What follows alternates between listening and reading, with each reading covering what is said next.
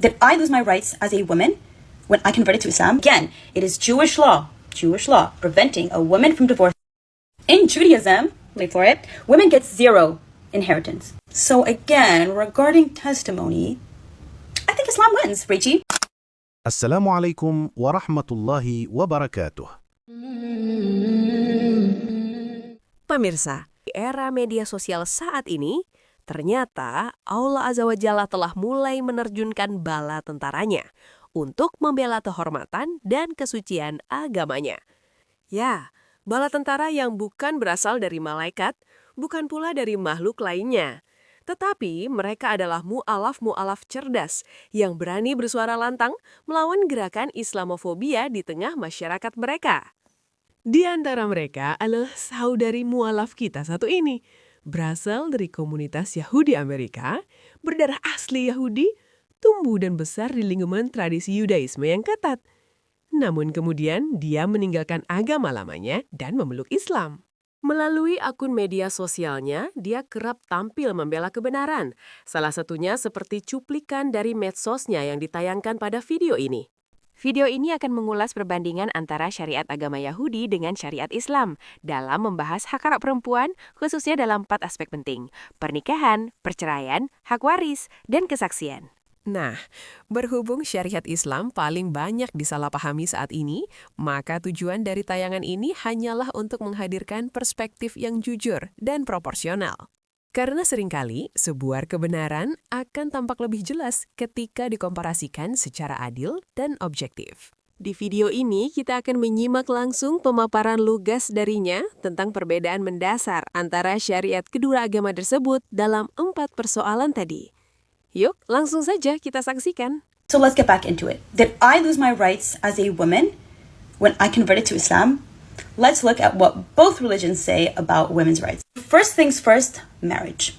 Let's look at marital rights for a woman in Judaism versus Islam. And as a disclaimer, we're going to talk about Jewish law versus Muslim law. We're not talking about what is commonly practiced among either community. We're talking about the actual laws, what's written in the scriptures. Number 1, marriage. In Judaism, there is no limit of how many women a man can marry. For example, all the Jewish prophets had multiple wives, and there was literally no limit on how many women they can marry. For example, King David is said to have married 1,000 women. It is impossible to give enough love and attention and affection to 1,000 wives. Even if you spend every day with another wife, that's 365 days, that's 365 women, you're gonna have to wait. If he spends one day with another woman, you're gonna have to wait 2.5 years to have your turn. So let's talk about Islam. So Islam came to give women rights. So during this time, since there was no limit of how many women a man can marry, men were marrying tons of women, dozens of women. And this left women feeling alone and sad and abandoned. And that's why a limit was set to 4. And there are clear conditions in Islam. A man can marry 4 wives as long as he is just and equitable with them. And if the woman feels that he is not being just or equitable with her, and she's not feeling that he's dealing with them fairly, then she can request to divorce him. Which brings me to another topic of divorce. So let's compare divorce in Judaism and Islam. So according to Jewish law, and by the way, this is still practiced among all Jews if you're getting a Jewish marriage, a man is the only person who is allowed to give a divorce. That means a woman cannot divorce her husband. A man has to give a woman a get, which is a divorce in Jewish law. Without a get, a woman cannot divorce her husband. She can't even take him to court and petition for a divorce. She literally has no right. If he does not give her a get, she is not divorced. And as I mentioned previously, according to Jewish law, a man is technically allowed to marry multiple women. So he is technically allowed to. And most rabbis probably won't do this if they are aware of the marriage. But according to Jewish law, again, we're talking about Jewish law, not what is practiced. According to Jewish law, a man can refuse to give his wife a get, meaning she's stuck married to him, and he could run off and marry another woman because there is an unlimited amount of women he can marry. A really big problem within the Jewish community. There's even a TV show that is called Chained or Unchained, I don't remember. like an Israeli TV show that talks about women who are stuck with their husbands who cannot get a divorce because they literally are stuck and chained to their husband. There's a term for it. They are chained to their husbands because their husband refuses to give them a divorce. And this issue happens all the time. And again, it is Jewish law preventing a woman from divorce. Now, in Islam, the easiest way for a divorce to occur is for a man to give talaq to his wife, to divorce his wife. And this is generally very easy. All he has to say is, I divorce you. But women still have the right to divorce their husband. And it's a different process. It's called khulla. And a woman can take her husband to a court and petition for a divorce. And she brings up her case. And usually, actually, this divorce request is accepted, and the court can require the divorce to take place, and the woman is free and she can move on with her life and get a divorce from a husband she no longer wants. So if we're keeping score, it seems that women have more rights in Islam, both in terms of marriage and divorce. So how about we keep a little tally over here for a little Rachie to keep track of what we're saying. Now let's talk about women's rights regarding inheritance. So let's start with Islam this time. And I think Rachie's gonna love this. She's gonna get all riled up when I say this. But in Islam, a woman gets half of the inheritance that a man gets. So let's say a man passes away and he has one son and one daughter. The women, let's say he has a $60,000 inheritance. The man would get $40,000 and the woman would get $20,000 because 20 is half of 40.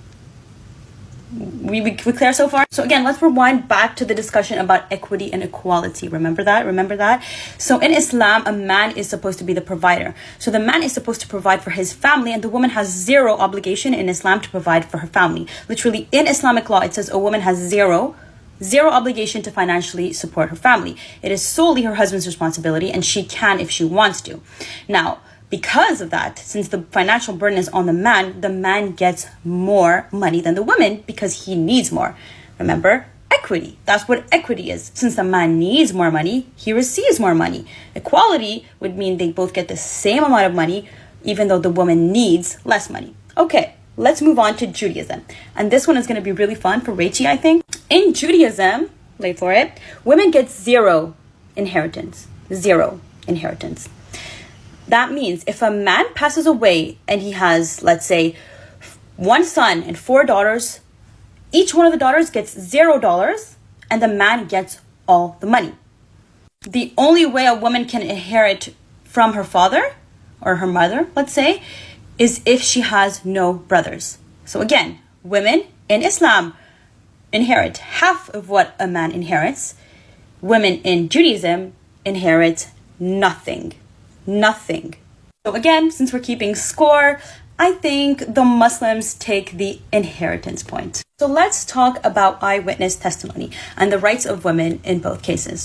So in some cases, depending on what the case is about, let's say it's about a criminal case, the testimony of a woman is worth half that of a man in Islam.